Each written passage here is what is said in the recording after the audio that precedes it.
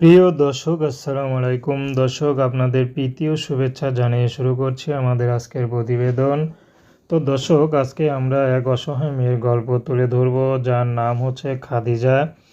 খাদিজা দেখতে সুন্দর হলে বড়ই অসুখী, কারণ খাদিজার স্বামী নেই, তাকে ফেলে দিয়ে চলে গেছে। খাদিজার একটি সন্তান আছে।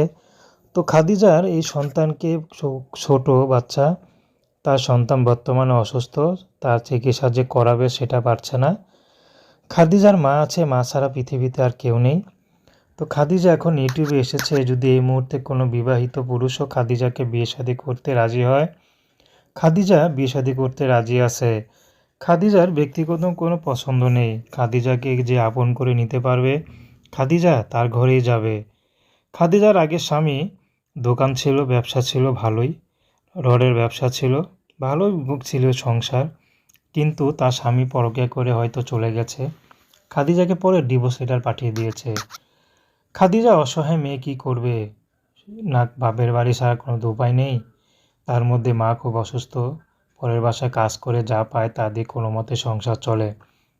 তো বর্তমানে খাদিজা চাচ্ছে যদি ভালো একটা জীবনসঙ্গী পায়, যে তার বাচ্চাটির চিকিৎসা করাবে, খাদিজা তাকেই বিয়ে শাদী করবে।